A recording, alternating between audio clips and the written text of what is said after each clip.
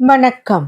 பசியின் வாசிப்புகளில் கம்பராமாயணம், ஆரண்ய காண்டம், ஜடாயு உயிர் நீத்த படலத்தின் தொடர்ச்சி. இப்படி அங்கே வந்து சேர்ந்த ஜடாயு சீதா பிராட்டியை நோக்கி, பயப்படாதே என்று தைரியம் சொன்னான்.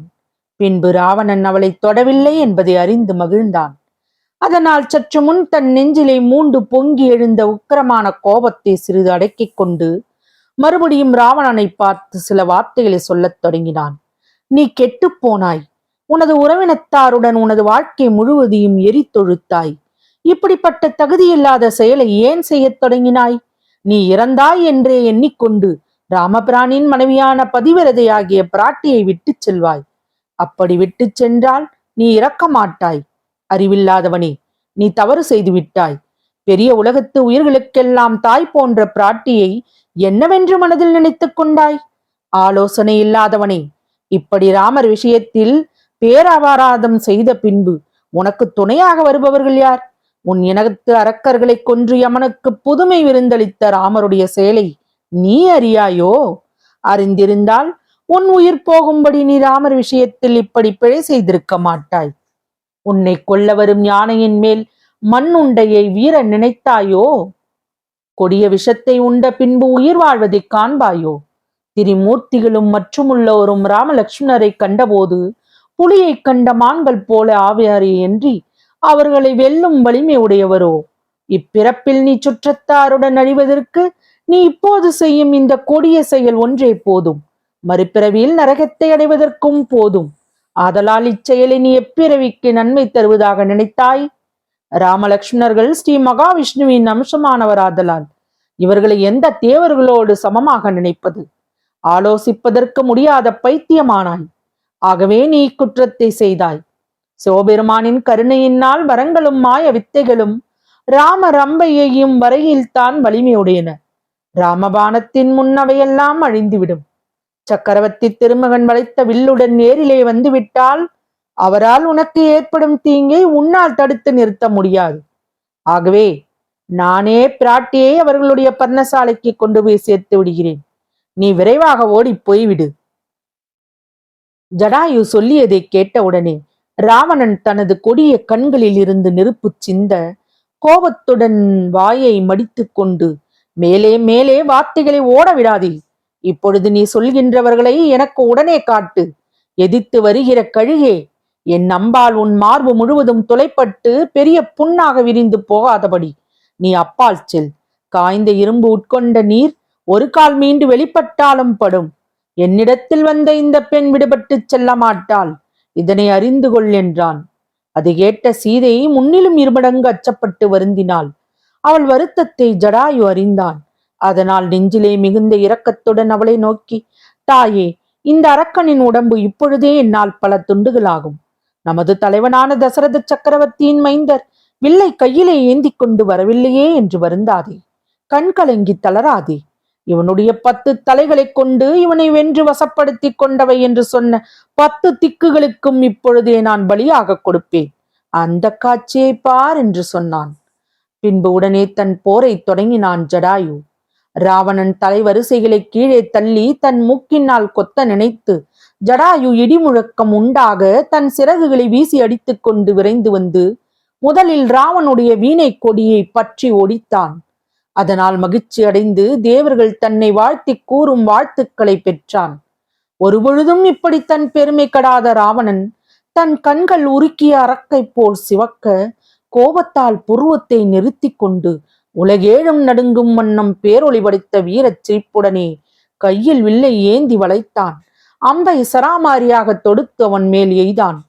தன்னை தாக்க வந்த அம்புகளை ஜடாயு அவற்றில் சிலவற்றை தன் சிறகுகளால் அடித்து தள்ளினான். சிலவற்றை கூறிய தன் கால் நகங்களால் துண்டாக்கினான். சிலவற்றை யமனும் பார்ப்பதற்கு அஞ்சும்படியான தன் மூக்காகிய ஆயுதத்தால் சின்னாபின்னமாக்கினான். இவ்வாறு ராவணன் எய்த பல அம்புகளை சிறகுகளினாலும் நகங்களினாலும் மூக்கினாலும் அழித்த ஜடாயு பின்பு அவன் மீண்டும் வில்லை வளைப்பதற்குள் அவன் அருகில் வந்து அவன் காதுகளில் அணிந்திருந்த ரத்தன குண்டலங்களை பறித்து கொண்டு சென்றான். உடனே அளவற்ற கோபம் கொண்டான் ராவணன். அந்த கணத்தில் அவன் ஆரவாரம் செய்து கொண்டு தன் குண்டலங்களை பறித்து கொண்டு ஆகாயத்தில் எழுந்த ஜடாயு பரந்த மார்பிலே 14 பானங்களை எடுத்து பிரயோகித்தான். அந்த பானங்கள் ஜடாயுவின் மார்பிலே பதியாமல் அப்பால் சென்றன. எனவே மறுபடியும் கொடிய பல அம்புகளை போர் செய்த ஜடாயு விழுந்துவிட்டான் என்று நினைக்கும்படி அவன் மீது எய்தான். அதனால் தேவர்கள் அச்சம் அடைந்து வெப்பமாக பெருமூச்சு விட்டார்கள். ஜடாயுவின் மேனி எங்கும் ராவணன் எய்த அம்புகள் தைத்தன. அதனால் ஜடாயுவின் மேனியில் உண்டான புண்களில் இருந்து ரத்தம் வழிந்தது. ஜடாயு உடனே பெருமூச்செறிந்து கோபம் கொண்டு ராவணனுடைய 20 தோள்களிலும் பாய்ந்து மூக்கினால் கொத்தியும் கால் நகங்களினால் குடைந்தும் சிறகுகளினால் அடித்தும் அவனுடைய மார்பு கவசத்தை பொருத்துவாய் அருந்து அம்படி செய்தான். அவ்வாறு தன்னுடைய கவசத்தின் பொருத்துவாய் அறுத்த ஜடாயுவின் மேல் ராவணனும் 100 பானங்களை ஏவி தைக்கச் செய்தான். ஜடாயுவின் மேல் பதிந்த அந்த 100 அம்புகளையும் கண்ட தேவர்கள் இந்த அம்புகளினால் ஜடாயுவுக்கு என்ன ஆகுமோ என்று பயப்பட்டு திகைத்தார்கள். அப்படி திகைப்பதற்குள் பறவைகளின் அரசன் அந்த தேவர்களின் கூட்டம் மகிழ்ந்து ஆரவரிக்கும்படி ராவணனுடைய வில்லை தனது பற்களால் கடித்து பிடுங்கினான். அவனுடைய வலிமையை யார் விண்டுரைப்பார்? ராவணனுடைய வில்லை பிடுங்கிக் கொண்டு ஆகாயத்தில் அதிக உயரத்தில் சென்ற ஜடாயு அதை தன் வாயிலிருந்து வாங்கி கால்களால் ஒடித்து கீழே எறிந்தான். உடனே உலகத்துக்கு அழிவு செய்பவனான இலங்கை வேந்தன் தன்னுடைய வில் கழுகரசனால் அடியோடு ஒடிக்கப்பட்டதைக் கண்டு நெஞ்சிலே மிகுந்த கோபம் பொங்கியெழ பகை வெல்லும் வீரத்தில் சோர்வடையாதவனாய் முன்பு சிவபெருமான் தனக்கு தந்த சூலாயுதத்தை எடுத்து ஜடாயுவின் மேல் எறிந்தான். கழுகுகளுக்கு அரசனான ஜடாயு தன்னை நோக்கி வரும் சூலத்தை நோக்கினான்.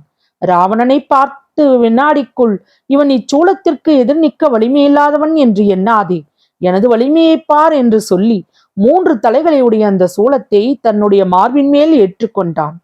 அப்போது அதனை கண்ட வானத்தில் உள்ள தேவர்கள் இவ்வாறு பகைவன் எறிந்த வலிய சூலத்தை மார்பில் வலியை ஏற்றுக்கொள்ளுபவர் ஜடாயுவை தவிர வேறு எவர் என்று எண்ணி ராவணனிடத்தில் கொண்ட அச்சத்தால் தங்கள் உடம்பு வெளித்தோன்றாதபடி மறைந்து நின்று களிப்பினால் தங்கள் தோள்களை தட்டி ஆரவாரம் செய்தார்கள். ஜடாயு மார்பில் ஏற்றுக்கொண்ட அந்த முத்தலைவேல் பொருளோசை ஒன்றையே கருதும் விலைமகளிருடைய ஐம்புலவின்பத்தை எண்ணி ஆசைப்பட்ட வறுமையுடையவர்களுக்கும் இனிய பார்வையும் நற்குண நற்செய்கையும் உள்ள மகளிரில்லாத இடத்தில் சென்றடைந்த நல்ல விருந்தினர்களும் ஆத்மஸ்வரூபத்தையே கருதிய மனதையுடைய முனிவர்கள் அடைந்த அழகிய பெண்களின் ஆசை நோக்கும் பயனில்லாமல் திரும்பி விடுவது போல அவன் மார்பை துளைப்படுத்த மாட்டாமல் தாக்கி திருப்பி விட்டது. மீண்டும் ராவணன் வேறு ஆயுதம் எடுக்க முயன்றான். அவன் எடுப்பதற்குள் ஜடாயு மிக விரைவாக பறந்து சென்று தேரோட்டும் சாரதியின் தலையை மூக்கால் பறித்து அரக்கன் முகத்தின் மேல் வீசி எறிந்தான். ஜடாயு தேர்ப்பாகன் தலையை தன் முகத்தின் மேல் வீசி எறிந்ததைக் கண்ட ராவணன் கழுகரசனின் உறுதியான துணிவை அறிந்தான். அதனால் மிகுந்த கோபம் கொண்டு முன்பு பல போர்களில் தனக்கு வெற்றி தந்த கதாயுதத்தை எடுத்து நெருப்பு பொறி கிளம்பும்படியான அதிக வேகத்துடன் அத்தண்டினால் ஜடாயுவை தாக்கினான். கதாயுதம் தன்னை தாக்கியதும் ஜடாயு தரையின் மேல் பெரிய மலை போல் விழுந்தான். அவன் தரையில் விழவும் ராவணன் கண் பார்வை செல்லும் வாகத்தை விட மிக வேகமாக தனது தேரை செலுத்தி ஆகாயத்தில் கிளம்பினான். தன்னை காக்க வந்தவன் அடிபட்டு தரையில் விழவும் ராவணன் தேரை செலுத்தவும் கண்ட சீதா பிராட்டி அதனால் மிகுந்த துன்பம் அடைந்து விழுந்து புரண்டாள். அவளுடைய துன்பத்தை பார்த்தான் ஜடாயு. உடனே தரையில் இருந்து பெருமூச்சு விட்டு கொண்டு எழுந்தான். விரைவாக செல்லுகின்ற தேரிடம் விரைந்து சென்றான். தாயே, துன்பத்தில் முழுக வேண்டாம், அஞ்சாதிரே என்று சீதையை பார்த்து சொல்லிவிட்டு ராவணனை பார்த்து, அடேய், இனி நீ எங்கே தப்பி போவாய் என்று கேட்டு தேவர்கள் மகிழ்ச்சியால் ஆரவரிக்கும்படி அவன் தேரின் மேல் பாய்ந்தான். தன்னை தாக்கிய கதாயுதத்தை அவன் கையில் இருந்து பிடுங்கி எறிந்தான். அவன் தேரில் பூட்டியிருந்த 14 குதிரைகளையும் தன் மூக்கால் கொத்தி கொன்றான். அவன் வலிய தோள்களின் புறத்திலே கட்டியிருந்த அம்புரா துணிகளை தன் கூரிய கால் நகங்களால் பிடுங்கி எறிந்தான். அத்தோடு நில்லாமல் ஜடாயு அவனுடைய மார்பின் மேலும் தோள்களின் மேலும் மிக வினோதமாக பாய்ந்து தன் சிறகுகளால் வேகமாக அடித்து வாயினால் கடித்தான். அந்த கணத்தில் ராவணன் மூச்சை அடைபவன் போலானான். அது கண்டு கழுகுராஜன் அவனை நோக்கி, இவ்வளவுதானா உனது வல்லமை போய்விட்டது என்று இழித்து கூறினான். முன்னிலும் பல மடங்கு அதனால் கோபம் கொண்டான் தசகண்ட ராவணன். உடனே சந்திரகாசம் என்னும் வாளாயுதத்தை உரையிலிருந்து எடுத்து ஜடாயுவின் மேல் வீசி எறிந்தான். சிவபெருமான் தந்த அந்த ஆயுதம் எவரையும் தவறாமல் அழிக்கக்கூடியது. அதனால் தன்மேல் அது பட்ட உடனே அதிக பலமுடைய மலை முன்பு இந்திரனது வஜ்ராயுதம் பட்டதும் சிறகு அறுபட்டு விழுந்தது போல ஜடாயு தன் சிறகு அறுபட்டு தரையிலே விழுந்தான். அப்படி அவன் விழுந்ததற்கு மற்றொரு காரணமும் உண்டு. வாளின் மகிமையினால் மாத்திரம் இல்லாமல் தன் ஆயுள் முடியும் காலம் நெருங்கியதாலும் அவன் அப்படி விழுந்தான். ஜடாயு தரையில் விழுந்ததும் தேவர்கள் அஞ்சு நடுங்கினார்கள். அங்கிருந்து ஓடினார்கள். முனிவர்கள் பிராட்டி துணையிழந்தாள் என்ற காரணத்தால் துன்பப்பட்டு இறங்கினார்கள். ஸ்ரீ மகாவிஷ்ணுவின் நாடாகிய ஸ்ரீவைகுண்டத்தில் உள்ளவர்கள் பசும்பொன்மயமான புஷ்ப வருஷத்தை ஜடாயுவின் மேல் சுரிந்தார்கள். சீதை ஜடாயுவின் நிலை கண்டு உள்ளமும் உடலும் நடுங்கினாள். முன்பு ஜடாயுவின் ஆற்றலால் வெட்கம் அடைந்த ராவணன் இப்போது அவன் சிறகொணிந்து தரையில் விழுந்ததால் மகிழ்ச்சி ஆரவாரம் செய்தான். அது கண்டு சீதை வலையில் அகப்பட்ட மான் போல தளர்ந்து வருந்தி இனி என்ன செய்வது என்று சிந்தித்தாள். பெருமூச்சு விட்டாள். மயங்கினாள். ஒரு ஆதரவையும் காணாதவளாய் ஆதாரமாக பற்றிய கொம்பு ஒடிந்து போக கொடி நிலை குழந்து விழுந்தது போல ஜடாயுவின் துணையை இழந்ததனால் கீழ் விழுந்து நிலை குலைந்தாள். பலம் பொருந்திய துணையாக வந்த அபயம் தந்த கழுகரசனும் இறந்தானே, இனி எனக்கு என்ன கதி என்று எண்ணினாள் சீதை. பின்பு சேவலை பிரிந்து தனியே துன்புற்ற அன்றில் பேடை தன் சேவலின் வரவுக்காக கத்தி கூவது போல தன் கணவரை அழைத்து கதறினாள். எனக்கு அறிவே இல்லை. இளைய பெருமாள் வற்புறுத்தி சொல்லியும் அவர் சொல்லை கேளாமல் அவர் என்னை விட்டு போகும்படி செய்தேன். எனக்கு துணையாய் வந்த கழுகரசனும் சிறகறுபடவே மயங்கினேன். விதி இன்னும் என்ன செய்யுமோ? எனக்கு அபயம் அளித்து பாதுகாக்க வந்த இந்த நல்லவன் தோற்பதா? நரகத்துக்கு உரிய பாவி வெல்வதா? இது என்ன? பாவம் வெல்ல தர்மம் தோற்குமோ? என்னை பொறுத்தவரையில் தர்மமும் இல்லையோ என்று எண்ணி ஏங்கி புலம்பினாள். பின்பு சீதை வெட்கம் இல்லாதவளான என்னுடைய வார்த்தைகளினால் என்னை விட்டு பிரிந்து சென்ற ஆண் மக்களே, உங்கள் தந்தையாரின் நண்பரை காண வாருங்கள் என்று சொல்லி கலங்கி அழுதாள். மேலும் நான் பதிவிரதா தர்மம் உடையவள்தான். ஆயினும் என் கணவரின் வில் பழியடைந்தது. பாவியாகி என்னால் பிறந்த வீட்டுக்கும் புகுந்த வீட்டுக்கும் பழி உண்டாகியதே என்று நினைத்து வருந்தினாள். தசரத சக்கரவர்த்தியே, ஸ்வர்க்கத்திற்கு வரும் ஜடாயுவை தழுவிக்கொள்வீரோ என்று சொல்லி விம்மி விம்மி அழுதாள். அப்பொழுது தேரிழந்த ராவணன் சீதையை தடையுடனே தோளின் மேல் வைத்துக் கொண்டு இனி தடுப்பவர் இல்லாமல் ஆகாய மார்க்கத்தில் இலங்கையை நோக்கி விரைந்தான்.